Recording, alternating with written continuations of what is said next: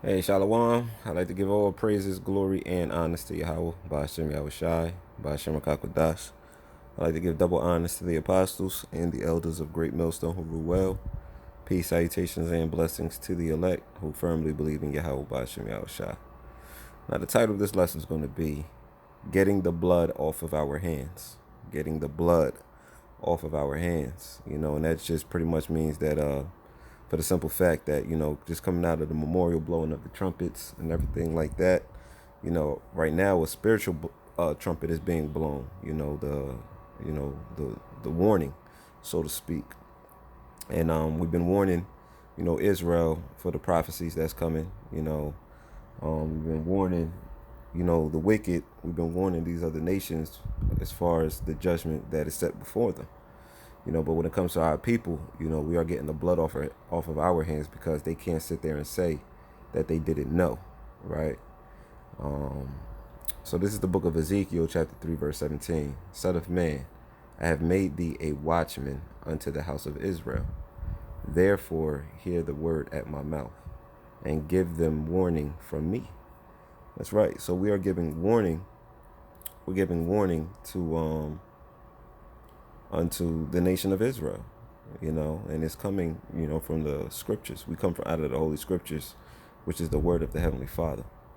Right? It says, when I say unto the wicked, thou shalt surely die, and thou givest him not warning, nor speakest to warn the wicked from his wicked way, to save his life, the same wicked man shall die in his iniquity, but his blood will I require at thine hand.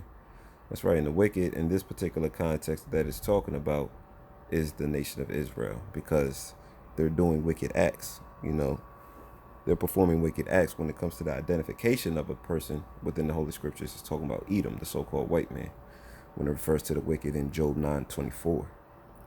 It says, yet if thou warn the wicked, and he turn not from his wickedness, nor from his wicked way, he shall die in his iniquity. But thou hast delivered thy soul. That's right. We have delivered our soul. We have delivered our soul, as long as we gave the warning out. Right? It says, verse 20. Again, when a righteous man doth turn away from his righteousness and commit iniquity, and I lay a stumbling block before him, he shall die, because thou hast not given him warning. He shall die in his sin, and his righteousness, which he have done, shall not be remembered, but his blood will I require at thine hand. That's right. So we don't want Israel's blood to be upon us, in the sense of us having this information and not giving the people warning.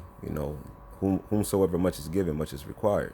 So for the simple fact that we have this truth, for the simple fact that we have this understanding, we got to give it, we got to issue it out. We got to issue it out to where now those who are on the receiving end, they got to make the conscious decision whether they want to get with the truth or not. It says, nevertheless, if thou warn the righteous man that the righteous sin not, and he doth not sin, he shall surely live, because he is warned. Also thou hast delivered thy soul. So we ultimately want to deliver our soul. That's why we push this truth. That's why we prophesy, because we don't want to be likened unto those who, kept this truth in the napkin. Right, so let's get the book of Luke, chapter 19, verse 20. It says, let's start at verse 16. Then came first, saying, Lord, thy pound hath gained 10 pounds. And this is pretty much a parable getting into, multiplying, the works that we possess, and multiplying our talents, right? So it says, verse 17, he said unto him, well, thou good servant, because thou hast been faithful in the very little, have thou authority over 10 cities. And the second came, saying, Lord, thy pound have gained 5 pounds. And he said likewise to him, be thou also over 5 cities. And another came, saying, Lord, behold, here is thy pound, which I have kept, laid up in the napkin. Right? So this person hid their talent.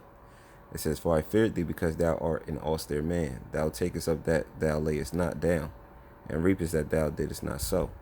And he saith unto me, out of thine own mouth will I judge thee, thou wicked servant. Thou knewest that I was an austere man, taking up that I laid not down, and reaping that I did not sow. Wherefore then gavest not thou thy money into the bank, that at my coming I might have required my own with usury? That's right. Now this person didn't put the work in. This person didn't teach, the information in which he knew to others. So here it is. He hid his talent. And like the scriptures say here, wherefore then gavest not thou my money into the bank. He didn't deposit any money to the bank because he didn't put any work in. Right. When it comes to this truth, it's all about a profit. Right. And really in business, the way to make a profit is with interest, so to speak. Right. And he said unto them that stood by, take from him the pound and give it to him that hath 10 pounds. And they say unto him, Lord, he hath 10 pounds. For I say unto you that unto everyone which hath shall be given, and from him that hath not, even that he have shall be taken away from him. Right. So it's about multiplying, in the talents in which we have.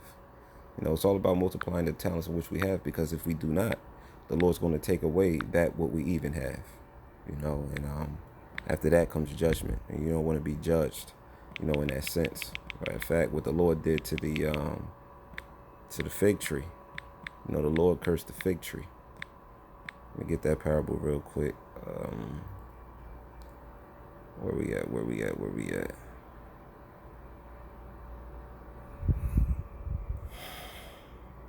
This is the book of Mark, chapter 11.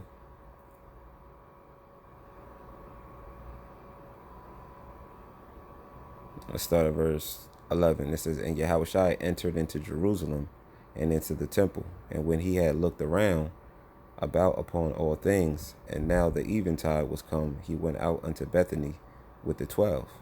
And on the morrow, when they were come from Bethany, he was hungry. And seeing a fig tree afar off, having leaves, he came, if happily he might find anything thereon. And when he came to it, he found nothing but leaves, for the time of figs were not yet. And Yahushua answered and said unto it, no man eat fruit of thee hereafter forever. And his disciples heard it. And they came to Jerusalem, and Yahushua went into the temple and began to cast out them that sold and bought in the temple, and overthrew the tables of the money changers and the seats of them that sold doves. Right. So, but just pretty much getting into the point to where the Lord pretty much cursed the fig tree. He said, no man eat fruit of thee hereafter forever.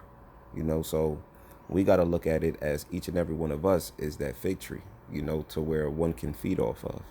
Our channels represent fig trees. The works that we put in out there in the highways and byways, represent the fig tree. We want to be likened unto that tree planted by. One second. Hold on.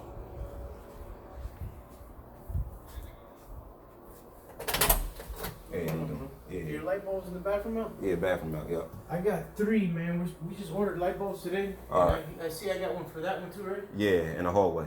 Oh, this one? Yeah, that too. Both of them. Okay. All right. I got new light bulbs coming tomorrow in the morning. All right, cool. So I'm going to hook you up with these that I found. That way you can have some light in the bathroom. All right, sounds good. Appreciate it. Oh, that should be good. You only need 3, right? Yeah, but that one's ready to go out soon. Yeah, I see. Yeah. These are the new ones, like that. Yeah. Yeah, you don't want that. This is LED. This is the wall. Yeah.